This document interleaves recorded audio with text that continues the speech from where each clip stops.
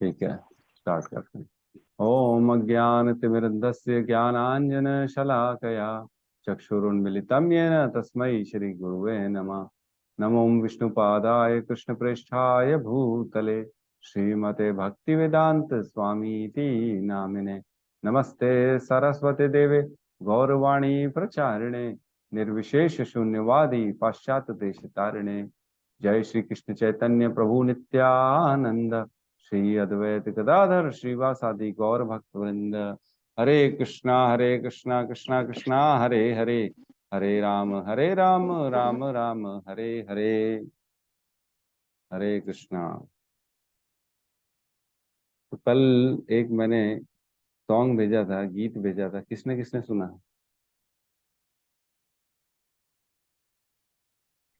मैंने सुना प्रभु जी। सुना आपने?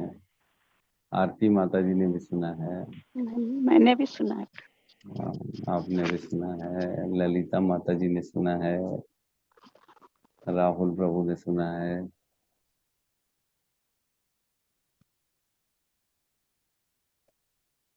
ठीक है। तो वो बहुत अच्छा गीत है वो, एक तरह से भजन ही है वो, जिसमें बताते हैं कि अंत पहले काल भी में। सुने थे प्रभु जी। जी माता जी। पहले भी सुने थे, बहुत अच्छा है ये वाला।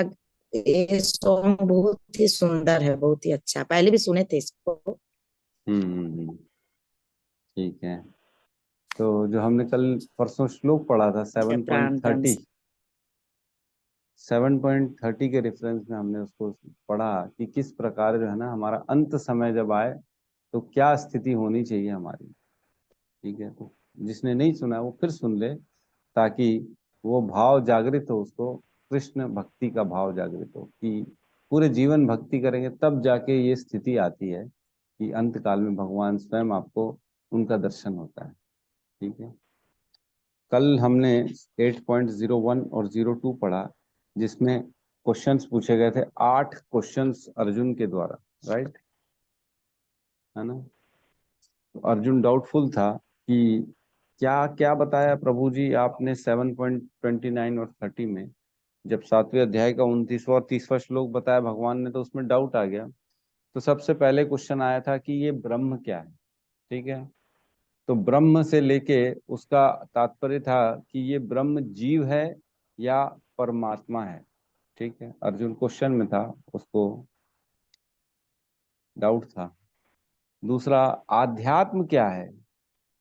तो वो सोच रहा था आध्यात्म कहीं ये इंद्रिय समूह है या कोई सूक्ष्म धातु है आध्यात्म, जिसके बारे में चर्चा चल रही है ना। जैसे 7.29-30 पढ़े तो उसमें भगवान ने इनका रेफरेंस दिया कि ये सारी चीजें होती हैं। फिर कर्म क्या है, बोले ये क्या डेली जो हम करते हैं वो है, या कि जो वेद में बताए गए कर्म हैं वो हैं। अर्जुन डाउट कर रहा था कि ये वेद हैं कि कौन से कर्मों की बात चल रही है यहाँ पे। फिर अधिभूत क्वेश्चन करता है, अधिभूत क्या है? तो उसका डाउट था, अधिभूत मतलब ये कोई ऐसा जो पंच तत्व से बना चीज है, कि कोई भौतिक पदार्थ है, या जीव के शरीर के बारे में बात चल रही है। जो उसका डाउट था, जो कि हमारा भी डाउट रहता ही है कि ये कहीं ये तो नहीं, किसके बारे में एग्जैक्टली अधिभूत होता क्या है, ये कोई पंच तत्व है, शरीर है, किसकी बात चल रही है, भौतिक पदार्थ है, क्या क्या है ये? आदि देव जो है ना, वो पूछता है ये देवता है कि विराट रूप, एग्जैक्टली किसकी बात चल रही है भगवान की? देवताओं की बात चल रही है कि विराट रूप की बात चल रही है?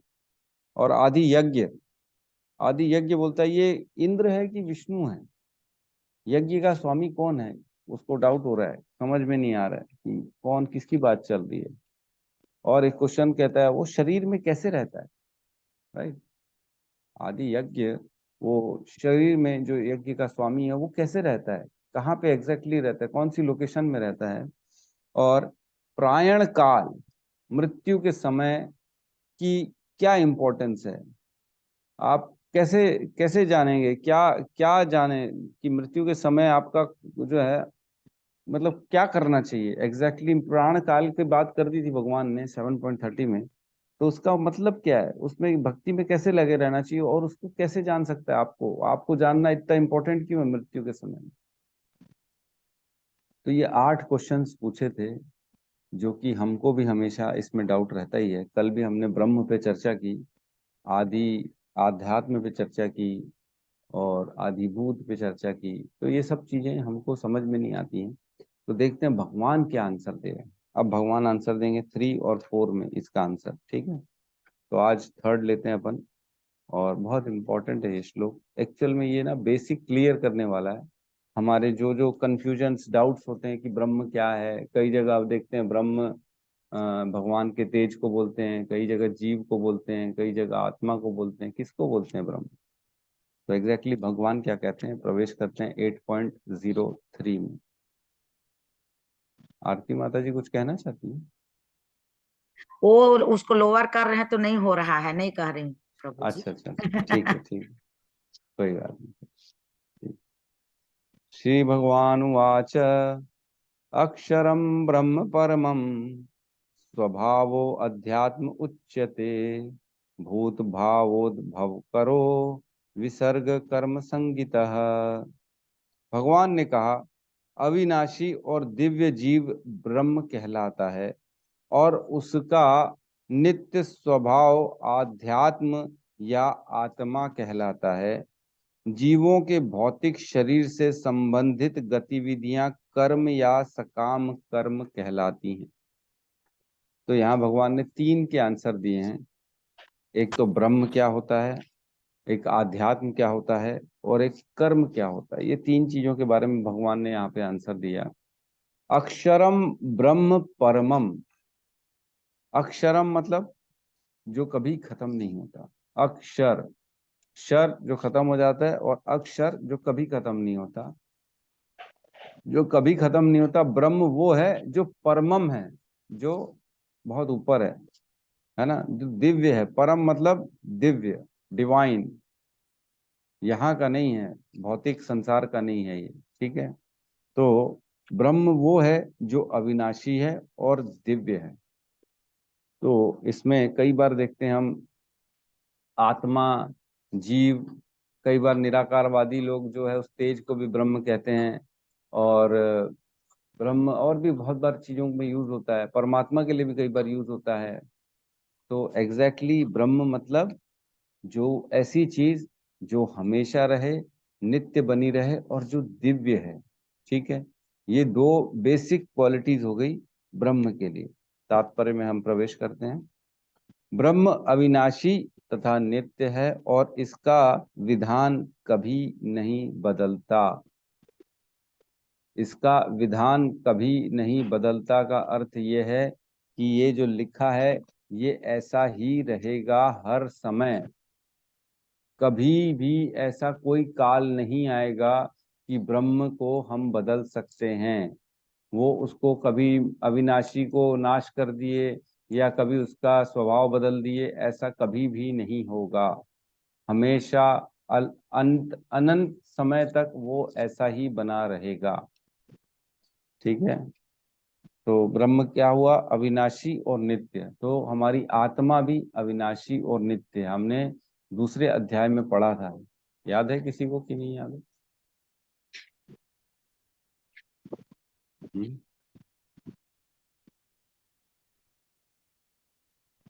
हम्म।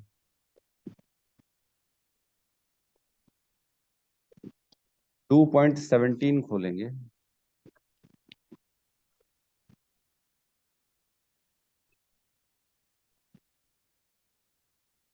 ठीक है, 2.17। अविनाशी तु तद्वृद्धि येन सर्वम इदम ततम विनाशम अव्ययम अस्य न किश्चित कर्तुम अर्हसि। जो सारे शरीर में व्याप्त है उसे ही तुम अविनाशी समझो। उस अव्यय आत्मा को नष्ट करने में कोई भी सामर्थ्य नहीं है। याद है ना ये श्लोक? जब आत्मा के बारे में वर्णन हुआ था 11 से लेके 30 तक, अपन ने सेक्शन डिस्कशन किया था। 2.11 से लेके 30 तक भगवान ने 11 इन सारे श्लोकों में आत्मा के बारे में बताया था। तो ये आत्मा का बहुत इंपॉर्टेंट फीचर बताया था कि वो कभी भी नष्ट नहीं होती है, और कोई समय ऐसा नहीं आएगा कि वो शरीर से, मतलब उसका अस्तित्व नष्ट हो जाए। उसे तुम अविनाशी समझो। उस अव्यय, अव्यय मतलब 100 में से निकाले जा रहे 10 रुपए कहीं जनरल स्टोर्स में खर्चा कर दिए, 10 रुपए डेली नीड्स में खर्चा कर दिए, 10 रुपए मॉल में खर्चा कर दिए, 10 रुपए कहीं और खर्चा कर दिए, तो 100 रुपए कम होते होते होते होते जीरो हो जाएगा। लेकिन आत्मा ऐसा है, उसको हमेशा आप रखो, उसमें से कुछ भी करो, उसका विचार करो, उसमें से शरीर का यूज करो, कुछ भी करो, लेकिन आत्मा एज इट इज बनी रहेगी, उसमें से 1% भी कम नहीं होगा। आत्मा मतलब आत्मा। तो हमारे गौतम प्रभु ने 2.21 का भी श्लोक का रेफरेंस दिया है। 2.21 में भी लिखा है कि जो व्यक्ति यह जानता है कि आत्मा अविनाशी, अजन्मा, शाश्वत तथा अव्यय है, वह भला किसी को कैसे मार सकता है या मरवा सकता है। न हन्यते हन्यमाने शरीरे, ये वाला श्लोक नहीं है हन्यते वाला। ठीक है, तो इसमें भी यही लिखा है कि जो ये समझता है कि शरीर, आत्मा जो है अव्यय है और वो मार सकता है या मरवा सकता है, तो ये गलत सोच रहा है, ऐसा नहीं हो सकता। ठीक है, तो आत्मा का फीचर क्लियर कट भगवान ने पहले ही बता दिया था कि वो ब्रह्म ही है, कुल मिला के वो अविनाशी है और नित्य है, तो वो ब्रह्म है। और क्या है अविनाशी और नित्य? स्वयं भगवान, है ना। स्वयं भगवान है अविनाशी और नित्य, और एक जीव हो गया जो आत्मा हो गई, ये हो गई अविनाशी और नित्य। तो इस प्रकार से ब्रह्म का मतलब क्या हो गया? आत्मा भी हो गया और भगवान भी हो गया।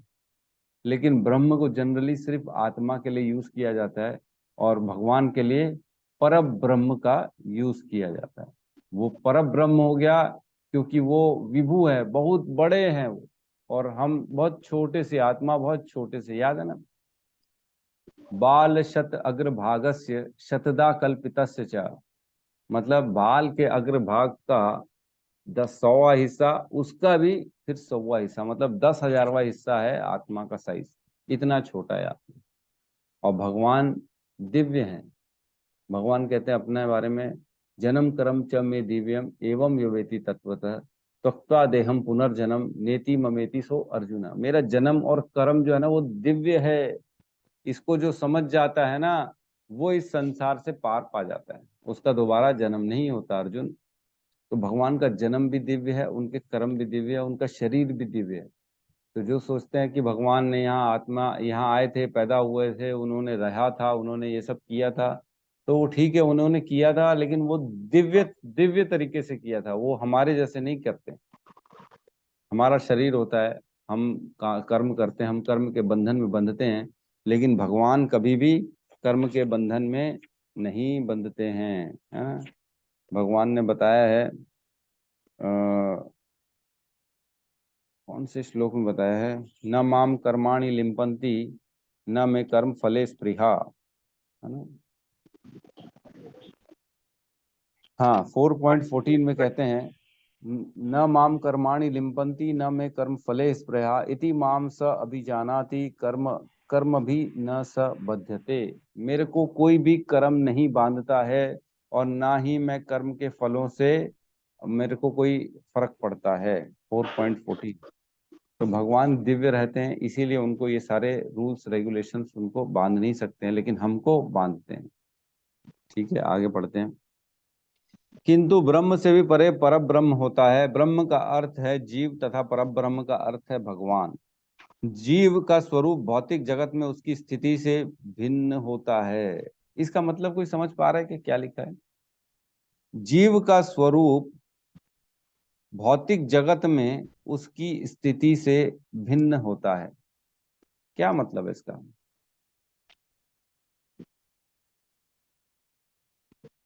हरे कृष्ण प्रभु जी। हरि जी बोल। प्रभु, हरि बोल।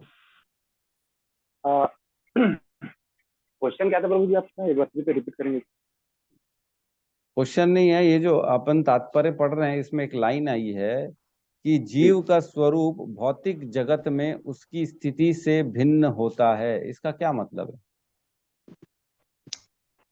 इसका मतलब ये प्रभु जी कि जो शाश्वत जो सत्य है ना, मतलब जीव का, वो एक्चुअल में मतलब भौतिक नहीं है, वो हमेशा अध्यात्म मतलब आध्यात्मिक है, मतलब स्पिरिचुअलिटी कहना चाहिए। लेकिन जैसे वो जीव वो बद्ध संसार में आता है ना, तो माया के अधिभूत हो जाता है, मतलब माया के संसर्ग में आने से वो दूषित हो जाता है। वो जो जन्म मृत्यु का जो चक्र है ना, उसी में उलझा रहता है और माया के अधीन हो जाता है वो, जब तक ये भौतिक संसार में रहता है। तो अपना जो मूल है ना, मूल स्वरूप है, वो भूल जाता है आत्मा। जीव का मूल स्वरूप, सही बात है, एकदम सही कहा प्रभु जी ने, बहुत बहुत बढ़िया।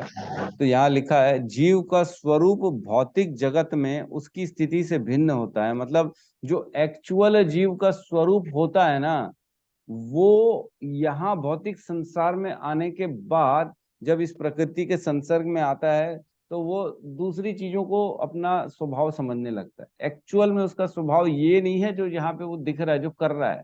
उसका स्वरूप और ही कुछ है। जो आध्यात्मिक जगत की बात चल रही है, बेसिकली वहां से उसका स्वरूप मिलता है उसको, उसका नेचर। स्वरूप मतलब नेचर, स्वभाव, है ना। स्वभाव क्या होता है, आदमी का नेचर, उसके बारे में चर्चा चल रही है कि जीव का जो आत्मा का बेसिक नेचर होता है ना, वो ये नहीं है जो यहाँ पे हमको दिखता है, वैसा नहीं है। भौतिक जगत में अलग ही दिखती है उसकी स्थिति, लेकिन आध्यात्मिक जगत में उसकी स्थिति अलग है। तो वो परमानेंट नेचर है उसका। यहाँ जो है वो पॉल्यूटेड नेचर है, पॉल्यूशन आ गया उसको, तीन गुणों के साथ मिलके, माया के साथ मिलके, लोगों के साथ मिलके, वो अलग अलग चीजों को, फॉल्स आइडेंटिफिकेशन उसकी चढ़ चुकी है अपने शरीर के, अपने आप को गलत समझने लग गया कि मैं ये हूँ, मैं इंडियन हूँ, अमेरिकन हूँ, I am a dog, I am a cat, जैसे प्रभुपाद कहते हैं।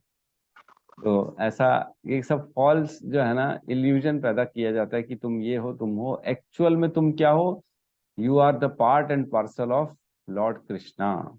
आप कृष्ण के अंश हो, और कृष्ण के अंश होने के हिसाब से आपका एक जो बेसिक स्वभाव है वो है टू सर्व कृष्णा। आपको भगवान की सेवा में लगे रहना है। लेकिन जैसे ही आप इस संसार में आते हो तो आप संसार में दूसरों की सेवा में लग जाते हो, क्योंकि आप अपना स्वरूप भूल जाते हो। आप ये भूल जाते हो कि आपको कृष्ण की सेवा करनी है, लेकिन आप संसार में आके घर की, प्रजा की, राज्य की, संसार की, गरीबों की, है ना, कुत्तों की, है ना, पशु पक्षियों की, सॉरी, इन सब की सेवा में लग जाते हैं। क्यों क्यों लग जाते हैं? क्योंकि उनका बेसिक नेचर तो सेवा है, लेकिन यहाँ भूल जाते हैं कि मैं सेवा करूं तो करूं किसकी करूं। इसलिए वो जो समझ में आता है उसकी सेवा में लग जाता है, उसको लगता है यही सेवा मेरा स्वभाव है। ठीक है, आगे बढ़ते हैं। भौतिक चेतना में उसका स्वभाव पदार्थ पर प्रभुत्व जताना है। तो यहाँ पे जैसे आता है संसार में, तो यहाँ पे जो पदार्थ है ना, जो मैटर है, जो प्रकृति है, उसके ऊपर उसको अपना कंट्रोलरशिप चाहिए। क्योंकि हम भी कृष्ण के जैसे ही हैं, उन्हीं के जैसे सत्य चित आनंद है। तो हमारे अंदर भी ये है कि हम भी कंट्रोल करें दूसरों को। तो जो समझ में आता है, जितना कंट्रोल कर सकते हैं हम उतना कंट्रोल करने की कोशिश करते हैं। जो जो हमारे कंट्रोलिंग पावर के अंदर आता है, हमारे घर, हमारा बच्चा, मेरे गाड़ी, मेरे जो भी है, अपने कपड़े, इन सब पे हम कंट्रोल कर सकते हैं, लेकिन दूसरों पे नहीं कर सकते, है ना। तो जहां जहां कंट्रोल कर सकते हैं वहां करने की कोशिश करते हैं। किंतु आध्यात्मिक चेतना या कृष्ण भावनामृत में उसकी स्थिति परमेश्वर की सेवा करना है। ये यही तो भूल गया है आदमी कि मेरे को तो परमेश्वर की सेवा करनी है एक्चुअल में। जब जीव, अनम्यूट कौन कर देता है, ठीक है। जब जीव भौतिक चेतना में होता है तो उसे इस संसार पे में विभिन्न प्रकार के शरीर धारण करने पड़ते हैं। यह भौतिक चेतना के कारण कर्म अथवा विविध सृष्टि कहलाती है। तो जैसे इस संसार में आता है और जो भी वो कर्म करता है ना, कर्म करता है जिसके कारण उसको शरीर प्रदान होता है, अलग अलग शरीर मिलते हैं उसको, वो कर्म कहलाता है ना। और पढ़ेंगे कर्म के बारे में, इसमें और डिटेल में है अगले पैराग्राफ में। तो एक्चुअल में यहाँ पे बस ये समझ में आ रहा है कि जो आत्मा है भगवान का पार्ट एंड पार्सल है, और उसका स्वभाव है कि भगवान की सेवा करना। लेकिन जब वो इस संसार में आता है तो प्रकृति की सेवा करता है, तो इसलिए वो बद्ध जीव बन जाता है। और अगर वो भगवान की सेवा करता है जो उसको इस्कॉन में प्रभुपाद के लेक्चर्स के द्वारा या भगवत गीता भागवतम पढ़ने के द्वारा समझ में आता है और भगवान की सेवा करता है, तो यहाँ रहते रहते वो मुक्त जीव बन जाता है, वो मुक्ति के स्थिति में पहुंच जाता है रहते रहते ही। ठीक है, तो इसी को सेल्फ रियलाइजेशन भी कहते हैं। ब्रह्म साक्षात्कार जो हमने पढ़ा था कि पहला पहला जो साक्षात्कार होता है वो ब्रह्म साक्षात्कार होता है, दूसरा होता है परमात्मा का साक्षात्कार होता है, और थर्ड होता है स्वयं श्री कृष्ण का साक्षात्कार होता है, भगवान का साक्षात्कार। तो पहला जो स्टेज होता है यही ब्रह्म साक्षात्कार, मतलब ये समझना कि मैं आत्मा हूँ और मैं भगवान का अंश हूँ, पर ब्रह्म परमात्मा हो गए और मैं ब्रह्म हो गया, मैं छोटा सा टुकड़ा हूं उनका, एकदम छोटा सा, और वो बहुत बड़े समंदर के जैसे। ये समझना मैं अविनाशी हूँ, मेरा कभी भी मेरे को कोई मार नहीं सकता, मैं कभी नहीं मरूंगा, ये सारी चीजों का ज्ञान ही सेल्फ रियलाइजेशन होता है ना। तो सेल्फ रियलाइजेशन मतलब आत्मा और परमात्मा का ज्ञान। ठीक है, तो आध्यात्म, है ना, आध्यात्म क्या होता है? एक होता है, कल जो है हमारे प्रभु ने क्वेश्चन किया था, आदि आत्म और आधि आत्म, है ना, शायद अनिल प्रभु ने किया था, मेरे को ध्यान नहीं, आप ही ने किया था शायद, है ना, कि आदि आत्म होता है कि आधि आत्म होता है। कल मैंने बताया था आदि नहीं होता है, वो आधि होता है या अधि आत्म होता है। आदि तो मतलब ये हो गया कि पुराना, बहुत पुराना, आदि काल से आत्मा चली आ रही है, आदि आत्म। लेकिन अधि आत्म मतलब इसके अधिष्ठाता, इसका इसका मूल स्वरूप, इसके कॉन्स्टिट्यूशन, इसकी पोजीशन को समझना, आत्मा की पोजीशन को समझना इज कॉल्ड आधि अधि आत्म। और अधि आत्म अधि आत्म अधि आत्म अधि आत्म को फास्ट बोलेंगे तो आध्यात्म ही मुंह से निकलेगा, इसलिए संस्कृत में आध्यात्म कहते हैं इसको। ठीक है, तो आध्यात्म मतलब आत्मा का स्वभाव पहचानना, आत्मा की कॉन्स्टिट्यूशनल पोजीशन। जैसे एक नमक की बेसिक नेचर जो होता है खारापन देना होता है, एक पानी का बेसिक नेचर होता है शीतलता प्रदान करना, एक अग्नि का बेसिक नेचर होता है तेज और ऊष्मा प्रदान करना, ठीक है, हीट देना और लाइट देना। अग्नि से आप कभी भी एक्सपेक्ट नहीं करोगे कि वो जलाए ना बल्कि शीतलता दे, ऐसा कभी नहीं होगा। कभी ऐसा नहीं होगा कि शक्कर से आप मतलब नमक मिलाएं और आपको चीजें मीठे मिलने लगे, आप ऐसा नहीं कर सकते, कभी भी नहीं होगा ये। कभी भी ये नहीं होगा कि जो है ना अग्नि के सामने हम खड़े रहें और हमारे को अंधेरा दिखे, ऐसा नहीं होगा, कभी नहीं होगा। तो ये बेसिक जो होता है ना, एक नेचर होता है जो भगवान के द्वारा हर चीज को दिया गया है, वैसी एक बेसिक नेचर है आत्मा का कि टू सर्व गॉड, भगवान की सेवा करना, भगवान के लिए कार्य करना, भगवान से प्रेम करना, ये उसका बेसिक नेचर है। इसको समझना और इसके ज्ञान को समझना ही आध्यात्म कहलाता है। राइट, अब आध्यात्म में कभी कोई डाउट तो नहीं आएगा? ठीक है, तो एक ये नेक्स्ट पैराग्राफ में प्रवेश करते हैं हम। वैदिक साहित्य में जीव को जीवात्मा तथा ब्रह्म कहा गया है, ये हमने पढ़ लिया, किंतु उसे कभी परब्रह्म नहीं कहा जाता, ये भी पढ़ लिया। जीवात्मा विभिन्न स्थितियां ग्रहण करता है, कभी वह अंधकार पूर्ण भौतिक प्रकृति से मिल जाता है और पदार्थ को अपने स्वरूप मान लेता है, तो कभी वह परा आध्यात्मिक प्रकृति के साथ मिल जाता है, इसलिए वह परमेश्वर की तटस्था शक्ति कहलाता है। तो तटस्था शक्ति मतलब कभी वो भौतिकता में इतना इन्वॉल्व हो जाता है कि अपने आप को शरीर मान जाता है।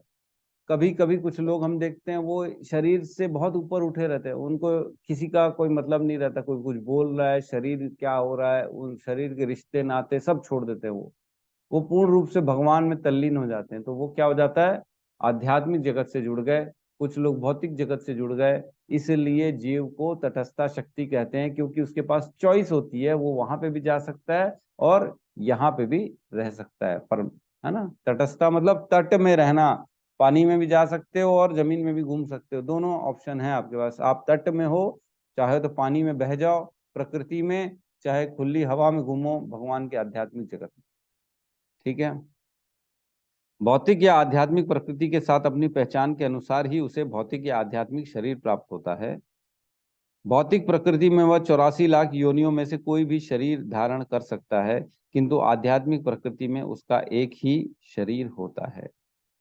तो एक चीज समझने की है, तो जो उसकी कर्म होते हैं ना, उसके अनुसार उसको 84 लाख योनियों में डाला जाता है।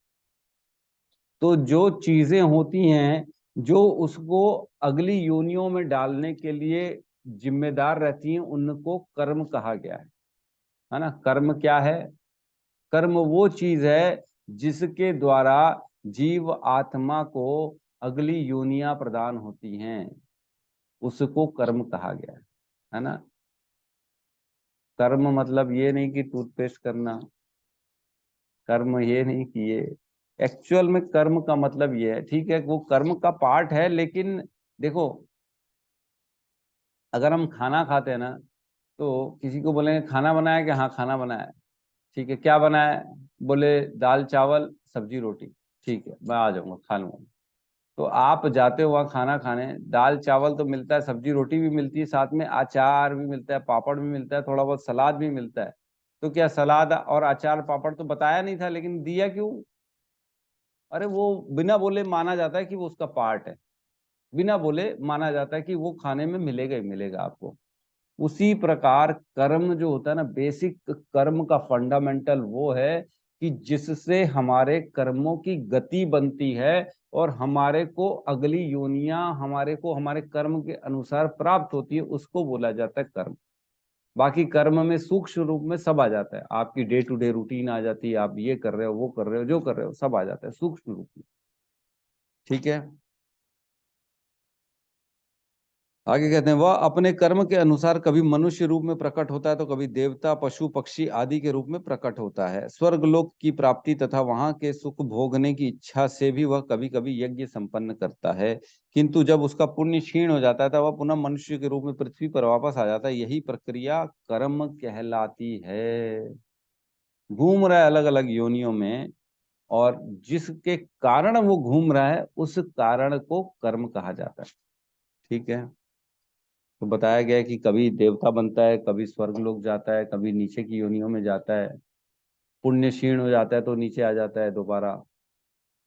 9.21 जो है ना श्लोक, उसमें लिखा है क्षीणे पुण्यो मृत्यु लोकम विशंति, कि जब यज्ञ करता है पुण्य कमाता है तो स्वर्ग लोक जाता है, फिर जब स्वर्ग में भोग भोगते भोगते भोगते उसके पुण्य खत्म हो जाते तो दोबारा उसको धक्का देके नीचे फेंक दिया जाता है, पृथ्वी लोक में जाओ अब तुम्हारा समय खत्म हो गया। तो क्षीणे पुण्य मृत्यु लोकम गच्छन्ति, तो इनको कर्म कहा गया है।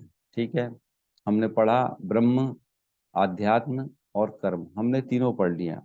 अब इनकी और डिटेल में प्रभुपाद जी बहुत अच्छे से समझा रहे हैं, तो हम इसको छोड़ेंगे नहीं, हम पढ़ेंगे पूरा। छांदोग्य उपनिषद में वैदिक यज्ञ अनुष्ठानों के वर्णन मिलता है। यज्ञ की वेदी में 5 अग्नियां को 5 प्रकार की आहुतियां दी जाती हैं। ये 5 अग्नियां स्वर्गलोक, बादल, पृथ्वी, मनुष्य तथा स्त्री रूप मानी जाती हैं। और श्रद्धा, सोम, वर्षा, अन्न तथा वीर, ये 5 प्रकार की आहुतियां हैं। तो यज्ञ जो होता है ना, यज्ञ में कुछ आहुतियां दी जाती हैं। तो यज्ञ जरूरी नहीं है कि सिर्फ हवन कुंड बना के उसमें आहुतियां दी जाएं।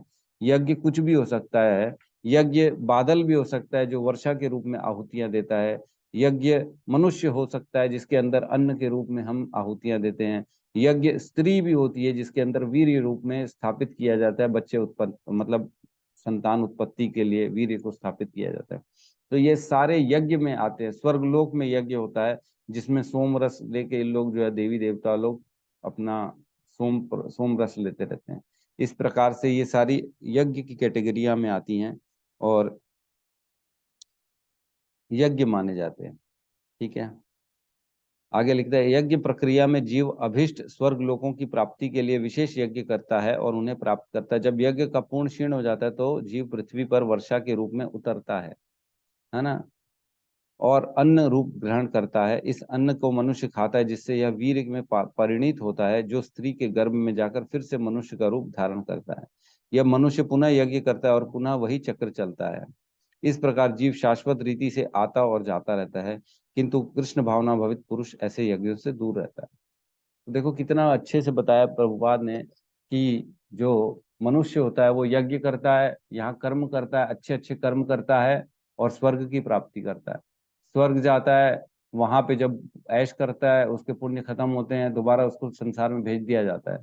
फिर बादलों में पहुंचता है वो, फिर बादल से फिर वो वर्षा के रूप में नीचे आता है, अन्य क्षेत्र में जाता है। धीरे से आत्मा अन्न में चली जाती है, फल फ्रूट फ्रूट सब्जी में चली जाती है। फिर जब पुरुष खाता है उसको तो आत्मा उसके शरीर में प्रवेश करती है। फिर आत्मा उस शरीर के वीर्य के साथ स्त्री के गर्भ में चली जाती है। फिर से वहां उसको मनुष्य का शरीर मिलता है। फिर बड़ा होता है, फिर कर्म करता है, फिर अच्छे कर्म करता है, फिर यज्ञ करता है, फिर स्वर्ग चला जाता है, फिर वो पुण्य कमाता है, फिर वहां पे ऐश करता है, फिर गिरता है, फिर बादल में आता है, फिर अन्न में जाता है। तो ये चक्र चला आ रहा है, ये चक्र चला आ रहा है, इसको कोई तोड़ भी नहीं रहा और इसी में लोग लगे हुए हैं। इससे कुछ मिलना जुलना है नहीं एक्चुअल।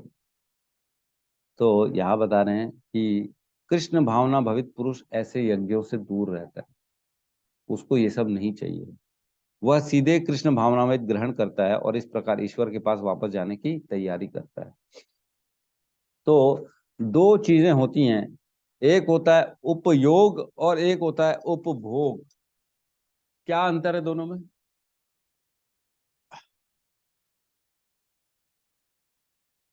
उपयोग और उपभोग, इसमें अंतर क्या है? प्रभु जी जैसे कि उपयोग बोले तो सीधी सी बात हूँ, उपयोग ने एक्चुअल में शरीर के लिए होता है। मतलब हम अपने स्वार्थ के लिए, अपनी कार्य सिद्धि के लिए करें। जैसे कि उपयोग कैसे बताऊं, जैसे कि हम काम में जाते हैं तो बाइक का इस्तेमाल करते हैं, ये हो गया उपयोग। लेकिन अगर हम कोई चीज अपन आत्मा के लिए करें तो वो हो गया उपभोग। मतलब अब उसको क्या एक्सप्लेन करूं, आप समझ रहे हैं प्रभु जी? हाँ, मैं सब समझ रहा हूँ इसीलिए तो मैं पूछ रहा हूँ शब्द शब्द नहीं मिल रहे हैं। आ, मैं समझ जाऊँ, मैं कल बैठ के बहुत समझाऊँ इसलिए पूछ रहा हूँ आज उपभोग। हाँ, हाँ, जैसे कि हम अभी मनुष्य योनि में अभी हैं, तो कोई हम देखते हैं जन्म से, या फिर जैसे जिस कुल में जाता है तो जन्म से कोई अमीर होता है, कोई गरीब होता है, किसी की स्त्री बहुत सुंदर होती है, किसी का पति बहुत सुंदर होता है, किसी के जो बच्चे बहुत योग्य होते हैं, या फिर कृष्ण भावना भावित होते हैं। वो उस चीज का उपभोग कर रहा है, मतलब ऐसा ही। अच्छा, मतलब हम शरीर का उपभोग कर रहे हैं कि उपयोग कर रहे हैं, ये बताओ। हम शरीर का उपभोग कर रहे हैं। उपभोग कर रहे हैं, ठीक है। सोनिका माता जी, आप बताइए क्या कहना चाहती हरे कृष्णा, दंडवत प्रणाम प्रभु जी। हैं? जी माता जी। प्रभु जी, अगर हम कृष्ण भावना भावित हैं तो हम उसका उपयोग कर रहे हैं, लेकिन अगर हम विषयों में लगे हैं तो फिर हम उपभोग कर रहे हैं अपने शरीर का। अगर हम अपनी इच्छा प्राप्ति में लगे हुए हैं, इंद्रिय तृप्ति में, तो हम उपभोग कर रहे हैं। और अगर भगवान की सेवा कर रहे हैं तो उपयोग कर रहे हैं। ठीक है, बहुत जी बढ़िया माता जी ने। गौतम प्रभु जी, आप क्यों नीचे कर लिया हाथ, आप भी बताओ। हरे कृष्ण प्रभु जी, आवाज प्रभु जी। हाँ हाँ, हरी आवाज, बताइए। हाँ प्रभु जी, वही सोनिका माता जी जैसे बोल रहे हैं ना, मैं भी वैसे ही मतलब समझ में आ रहा है इस तरीके से। अच्छा, जैसे वही हमें, आपको भी समझना। हाँ जैसे हमें ये आत्मा मिला है, तो ये हम आत्मा मिला है, और जो सारी चीजें हम भौतिक चीजें या जो भी चीजें कर रहे हैं वो उपभोग कर रहे हैं, और जो हमें आत्मा मिला है वो उपयोग कर रहे हैं। आत्मा मिला है हमको? अरे कैसा कर रहे हो, हमको आत्मा मिला नहीं है, हम तो खुद आत्मा है अरे एक मिनट प्रभु जी, आप लगता कहीं उलझे हुए हो, आप कहीं जो है व्यस्त हो, इसलिए ठीक से ध्यान नहीं दे रहे हो। ठीक है, कोई बात नहीं। यस, स्वपन प्रभु बताइए आप। हरे कृष्णा गुरु जी। जो अपने लिए करते हैं वो भोग है, और जो भगवान के लिए करते हैं वो भोग है। जो अपने लिए करते हैं वो उपयोग है कि नहीं, उपभोग है? भोग है। जो अपने लिए करते हो भोग है, अच्छा, और जो भगवान के लिए करते हो उस गुरु जी समझा नहीं, एक बार और क्वेश्चन करेंगे?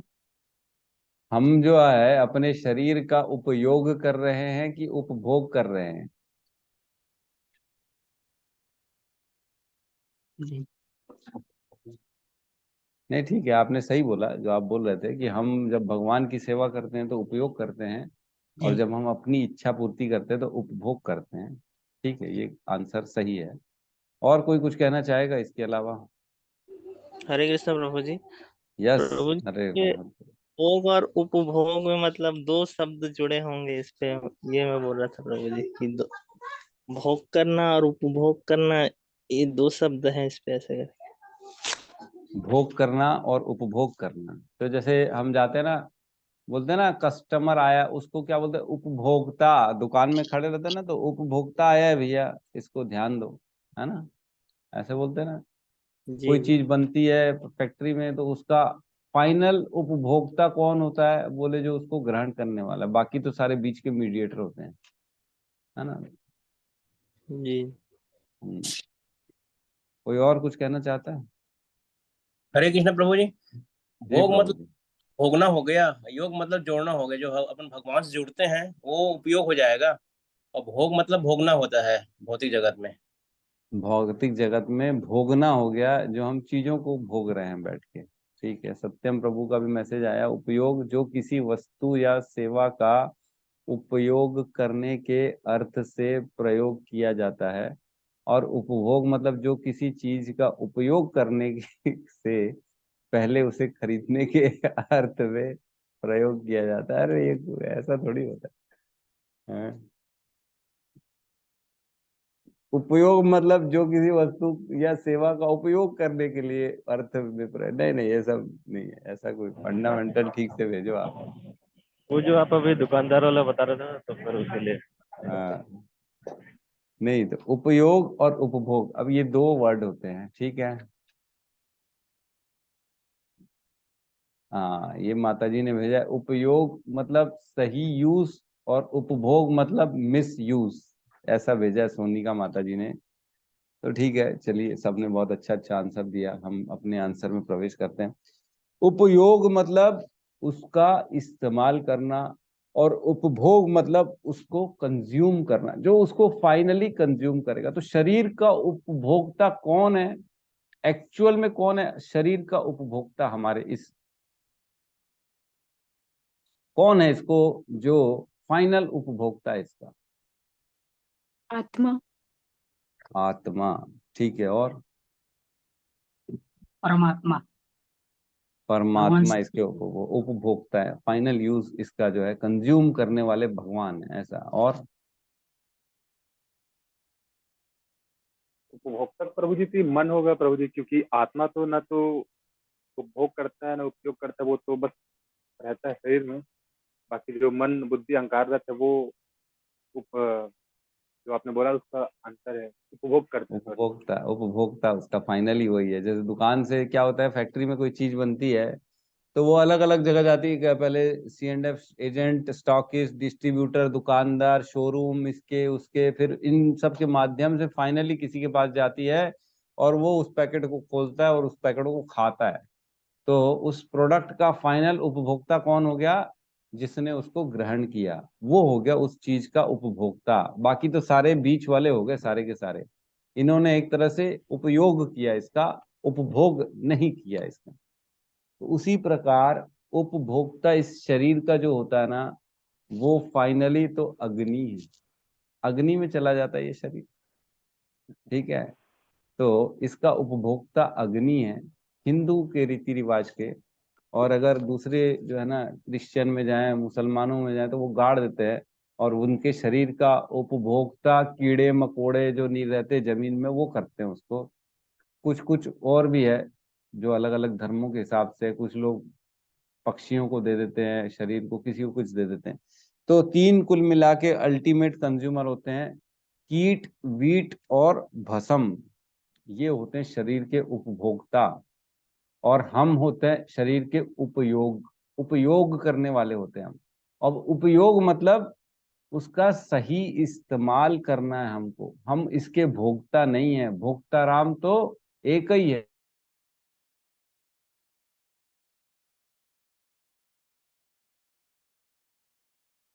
आवाज नहीं आ रही प्रभु जी, आवाज नहीं आ रही, हरी बोल।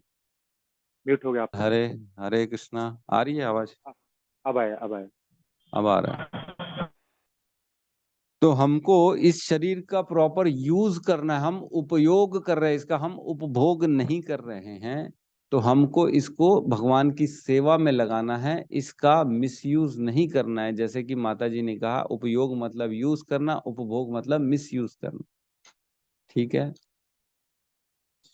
तो शरीर मिला है, हमारे पास है कुछ समय के लिए, ये मान के यूज करना चाहिए। ये मैं यही हूं ऐसा मान के नहीं यूज करना चाहिए। मैं ये शरीर नहीं हूं, मेरे को ये मिला गया है और इसकी मैं सेवा भगवान के चरणों में इसके माध्यम से कर सकता हूं। ये आचरण, ये विचार मन में रहना चाहिए। ठीक है। अल्टीमेट क्या होता है? पंच तत्व से मिला शरीरा, पंच पंच तत्व में मिला शरीरा।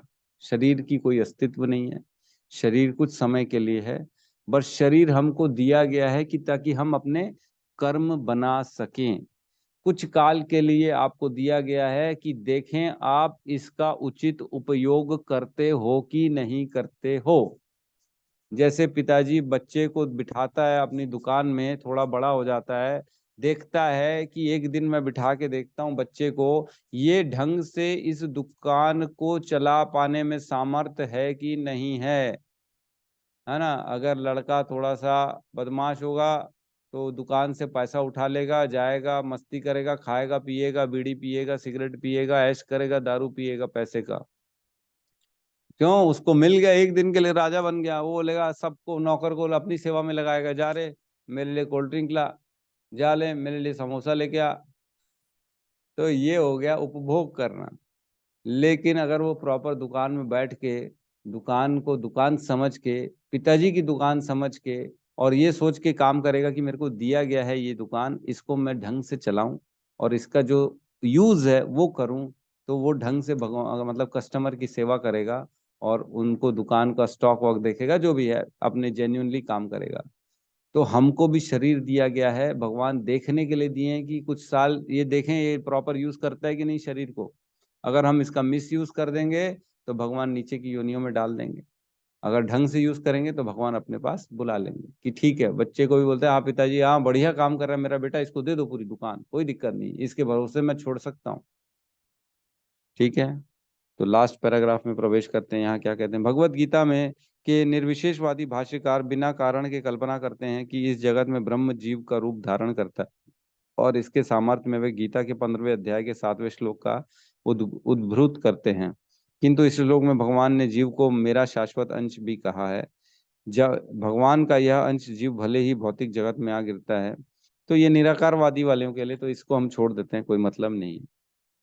उन लोग का अपना तर्क होता है कि भगवान जो है ना ब्रह्म है, ब्रह्म को फिर स्वरूप मिला, फिर उसको एक शरीर मिला, फिर हम ब्रह्म में मिल जाते हैं दोबारा, ये सारी चीजें हैं, तो वो सब छोड़ दो। हमको कुल मिला के अपने फंडे रखने क्लियर कि हम भगवान के अंश हैं, हमारा स्वरूप है, भगवान का भी स्वरूप है। ठीक है। तो तीन हमने पढ़ा आज, ब्रह्म क्या होता है, अध्यात्म क्या होता है, और कर्म क्या होता है।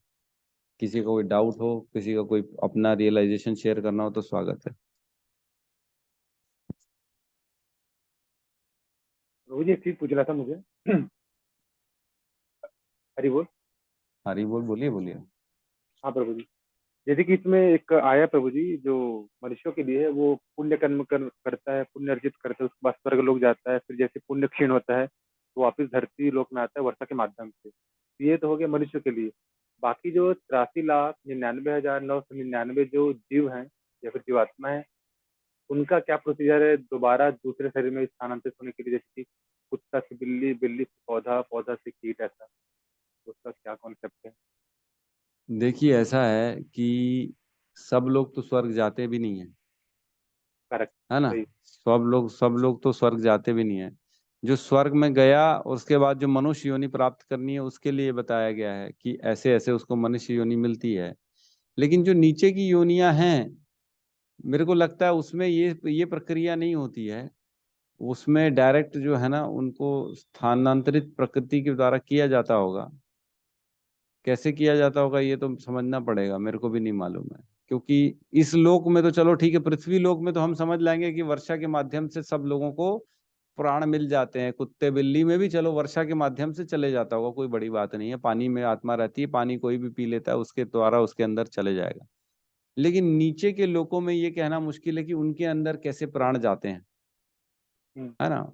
वर्षा का माध्यम जो है वो पृथ्वी लोक में तो बिल्कुल एप्लीकेबल है कि हर हर योनि को वर्षा के माध्यम से हम प्रवेश कर सकता है, आत्मा शरीर प्राप्त करता है। लेकिन नीचे के लोगों में मुश्किल है ये चीज कहना। लेकिन जैसे इंसान पुण्य करता है, मेरी बात समझिए, और ऊपर के लोक में स्वर्ग में जाता है, दिव्य शरीर प्रदान होता है, वो कैसे मिलता है? ये तो इसमें भी नहीं है।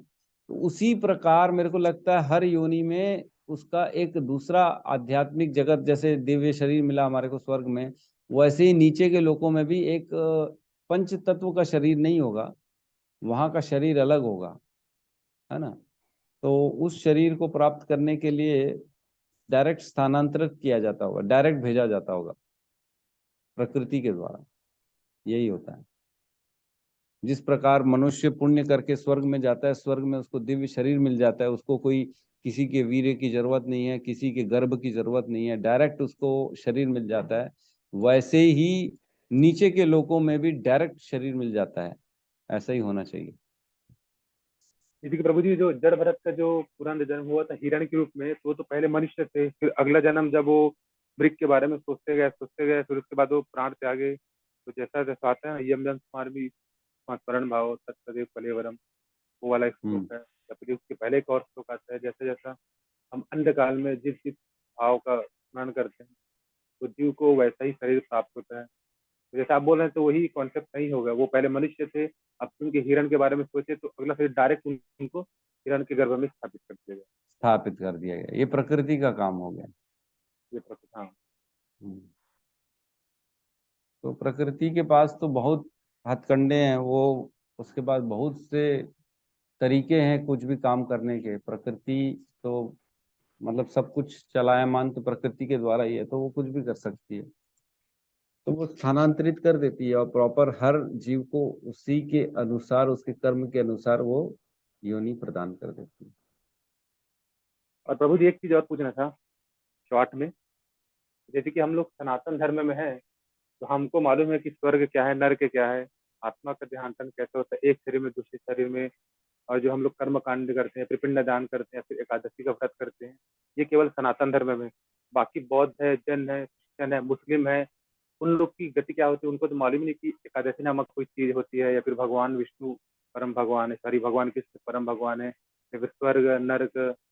तो उनको भी तो अब मैं कैसे बोलूं, जैसे कि हम लोग सनातन धर्म में आते हैं, तो हम लोग जाते हैं स्वर्ग नर्क, या फिर गोलोक धाम वैकुंठ धाम, है ना, या फिर जो गलत काम करेगा वो नर्क जाएगा।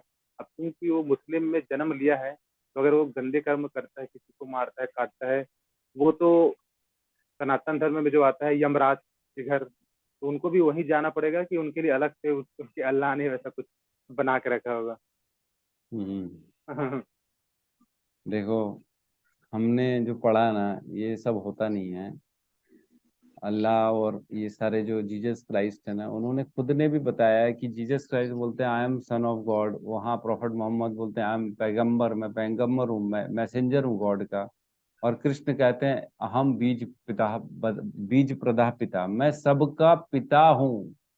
अहम ब्रह्मास्मि, भगवान मतलब स्वयं भगवान है। अपन ने पढ़ा ना 7वें अध्याय में 7वें श्लोक में, मत पर तरम न अन्य तस्ति किस्तित धनंजय, मेरे से ऊपर कोई नहीं है, कोई भी नहीं। तो ये सब हैं, होंगे अपनी अपनी जगह होंगे, लेकिन ये भगवान के अधीन है। जिस प्रकार सारे देवी देवता अधीन है, उसी प्रकार ये भी अधीन है। तो इनका भी जो है ना, देखिए, जो पुण्य है ये तो सबको मिलते हैं, चाहे आप किसी भी धर्म में रहो, चाहे ईसाई हो चाहे मुसलमान हो।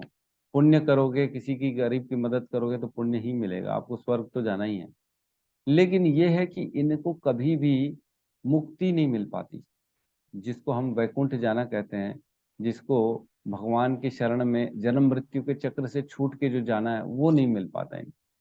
क्योंकि इन्होंने उसके लिए भगवान की भक्ति ही करनी पड़ती है ना। 7.29 में हमने पढ़ा कि जो जन्म मृत्यु से मुक्ति पाना चाहते हैं, वो बुद्धिमान व्यक्ति मेरी भक्ति भक्ति की शरण ग्रहण करते हैं। अपन 7.29 में पढ़ा था हमने। तो भगवान की भक्ति जब तक नहीं करेंगे तब तक मुक्ति नहीं होगी। तो ये लोग भक्ति करते नहीं, इसलिए इनकी मुक्ति होती नहीं, इसलिए लगे रहते इसी चक्र में, कभी ऊपर की योनियां, कभी नीचे की योनियां, कभी कीट पतंगे, फिर कभी मनुष्य मिल गए।